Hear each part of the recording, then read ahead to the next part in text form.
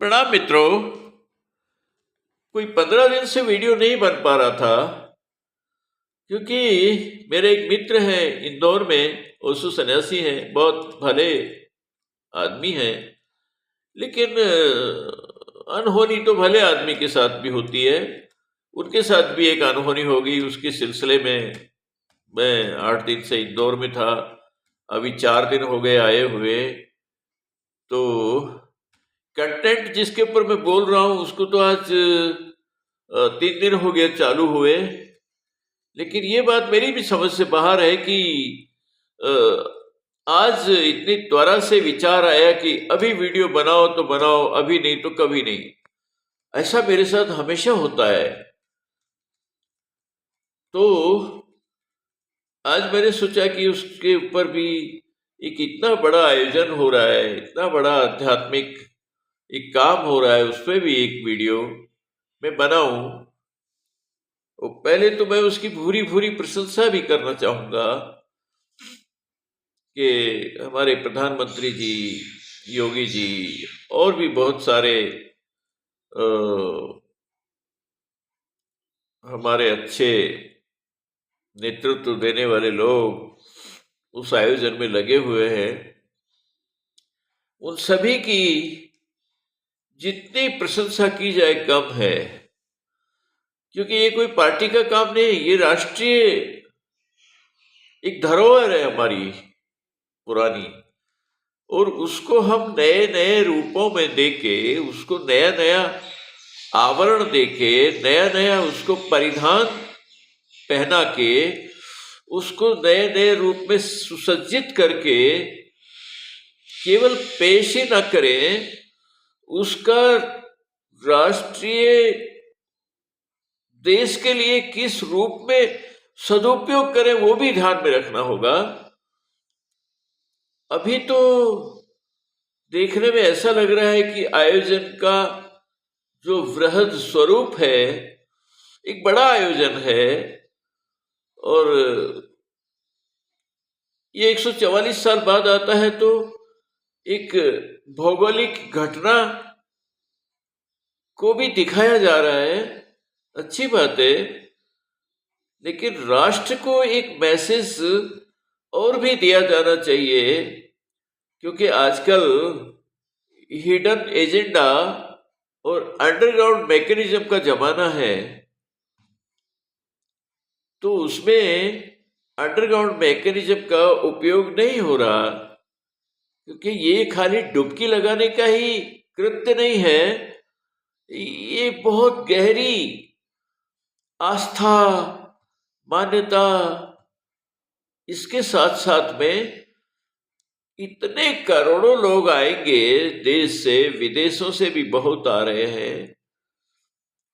तो उसका अपने राष्ट्र के लिए सदुपयोग करें। तब तक ऐसा नहीं होगा, तब तक इतना ही होगा कि ऊपर ऊपर एक काम हो गया और अंदर अंडरग्राउंड मैकेनिज्म के साथ में जो करना चाहिए था काम, वो नहीं हुआ तो ठीक नहीं होगा।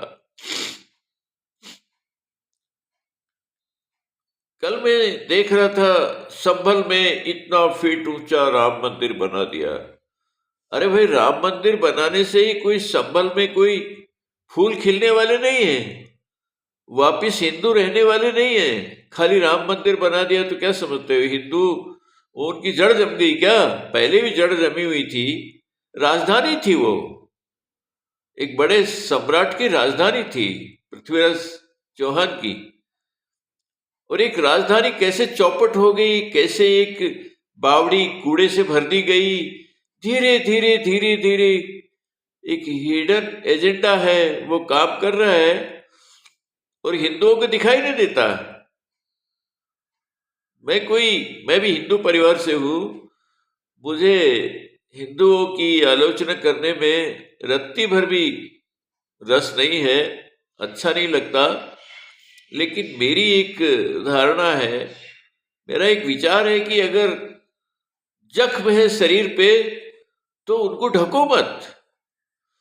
उनको फूलों से ढक दिया तो जख्म गहरा होगा, कैंसर होगा, जख्म अच्छा नहीं होगा। अच्छा तो यही तरीके से होगा कि उसको फूलों से मत ढको, खुला छोड़ो, धूप लगे, हवा लगे तो ठीक होगा। अगर आपके पास दवा भी नहीं है तो उसको फूलों से सजाने से कुछ फायदा नहीं है। अभी मंदिर इतने बड़े बड़े बने हुए थे, राम का मंदिर नहीं रहा इतना बड़ा अयोध्या में, तो ये संभल का मंदिर कितने दिन रहेगा? मैं नहीं चाहता हूं कि ना रहे, नहीं, मैं चाहता हूं कि ये सदियों तक रहे, ये सृष्टि तक रहे। लेकिन बड़े मंदिर बनाना, मैं तो कहता हूं बिल्कुल बंद कर दो। बड़े संगठन बनाओ, ऊंचे ऊंचे, बड़े बड़े, लाखों लोग हो जिसमें, पूरे देश में ऐसा संगठन बनाओ, करोड़ों देशभक्तों का एक संगठन बनाओ जो अपनी तन मन धन से इस राष्ट्र को बचाने के लिए प्रयासरत रहें। जब भी जरूरत पड़े जान हथेली पे लेके निकलें, लेकिन इस मातृभूमि के, भारत भूमि के, हमारी भारत माता के आंचल पे कोई दुष्ट दृष्टि न डाले, आंचल पे कोई हाथ न डाले, ऐसी व्यवस्था करो। और हम कर सकते हैं, लेकिन वो नहीं हो रहा। भाव विभोर होके जो किया जा रहा है वो किए जा रहे हैं, करते चले जा रहे हैं, लेकिन जो करना चाहिए मेरी दृष्टि में वो काम नहीं हो रहे। सबसे पहला जो कर्तव्य है, जो काम है, वो हमारे धर्म के शंकराचार्य है, मठाधीश है, बहुत हैं ये लोग, इनके हजारों फॉलोवर्स है, नागा सन्यासी है और दूसरे साधु संत है। उनका आज की तारीख में सदुपयोग अगर नहीं किया तो भी कुंभ का आयोजन का जो सदुपयोग करना चाहिए था वो नहीं हो पाएगा। नागा साधुओं का कैसे सदुपयोग करें ये निश्चित कीजिए, मठाधीशों का कैसे सदुपयोग करें ये निश्चित कीजिए। शंकराचार्य जो मठाधीश बने हुए हैं, इनको जो शक्तियां समाज ने दे रखी है वो सदुपयोग नहीं हो रहा।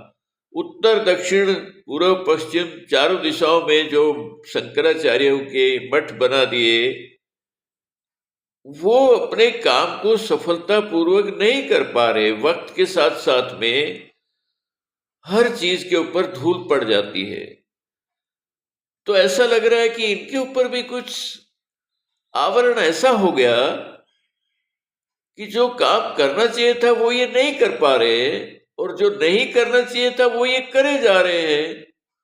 मुझे तो सब स्पष्ट दिखाई दे रहा है। कितने शंकराचार्य हैं जो रोज अखबार पढ़ते हैं, टीवी देखते हैं, लोगों के संपर्क में आके जन समस्याओं को समझते हैं ना, बस जो काम कर रहे हैं परंपरागत तरीके से वो करे चले जा रहे हैं। अब परंपराओं में न टीवी था, न अखबार था, न इनके गुरु पढ़ते थे, न गुरु टीवी देखते थे। और ये सब चीज होते हुए बदलाव की तो जरूरत है ना। प्रकृति का सौंदर्य वही है, बदलाव। अच्छा या बुरा की बात ही मत सोचो, बदलाव जो है वो जरूरी है। तो इनको भी अपने आश्रमों में, अपने सबसे पहले तो अपने दिमागों में इनको बदलाव पैदा करना होगा। शुरुआत वहां से ही होती है ना। तो दिमाग ही बदलने को तैयार नहीं है कि मैं अखबार क्या पढूं, मैं संसार की खबर का क्या। संसार की खबर आपके लिए उपयोगी नहीं है, जो उपयोगी है वो तो पढ़ें। टीवी पे भी जो उपयोगी है, आप डांस मत देखिए, आप उसमें और कुछ आ रहा है वो नहीं मत देखिए, लेकिन जो जरूरी बातें हैं वो तो पकड़ लीजिए ना। आपके पास कौन सी समस्याओं को देखने का, पढ़ने का, समझने का दूसरा कोई उपाय नहीं है। सबसे सस्ता उपाय वही है, वो कीजिए। और देश को, धर्म को बचाने का काम भारतीय सेना का नहीं है, भारतीय पुलिस का नहीं है। ये देश बचाने का काम सेना का है, हो सकता है, लेकिन ये राष्ट्र बचाने का काम है। ये समाज का, धर्म का, मठाधीशों का, शंकराचार्यों का। आगे तो इनको ही रहना होगा ना। आश्चर्य होता है कि इस देश में लाखों नागा सन्यासी हैं, वो उनके पास में तीर, तलवार, भाला और त्रिशूल ये होता है। और हिंदुओं से ये सब छीना गया है, लेकिन नागा साधुओं से ये सब नहीं छीना गया। वो इनकी सीमा से बाहर रहते हैं, तो ना उन तक अंग्रेज पहुंचे, ना आज की पुलिस पहुंचती है। ये अच्छी बात है कि उनके हाथ से तलवार, ये हथियार जो परंपरागत होते हैं वो छीने नहीं गए। तो इन लोगों के होते हुए इतनी बड़ी एक आध्यात्मिक सेना है, लेकिन सदुपयोग नहीं हो रहा। इतना होते हुए कैसे मासूम बच्चियों को हरण होता है, अपहरण होता है, उनका धर्म परिवर्तन होता है, उन पे अत्याचारों की एक श्रृंखला चालू होती है। इन सब के होते हुए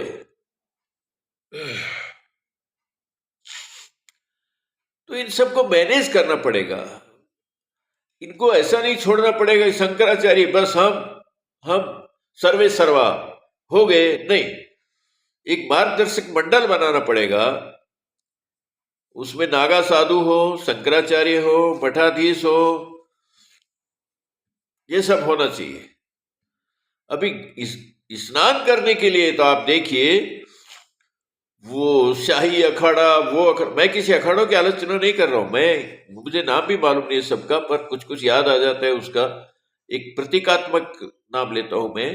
ये अखाड़ा, वो अखाड़ा, ये सबसे पहले स्नान वो करेगा। बस बीमारी यही से चालू होती है। सबसे पहले आपको स्नान करने का अधिकार तो आप लेना चाहते हैं, और सबसे पहले आप वो जो दुराचार, जो भ्रष्टाचार, जो धर्म के ऊपर लगातार अत्याचार हो रहे हैं, उनके तरफ आंख बंद करके आप कितने दिन सर्वश्रेष्ठ अखाड़े वाले रहेंगे, सर्वश्रेष्ठ महंत रहेंगे, कितने दिन?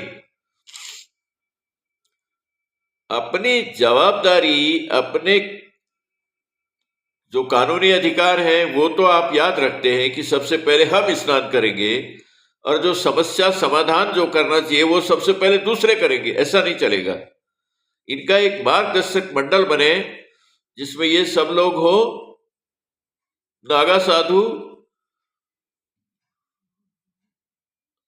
और मठाधीश, शंकराचार्य और दूसरे सामाजिक संगठनों के लोग और राष्ट्रभक्त लोगों का एक मार्गदर्शक मंडल बनाना चाहिए।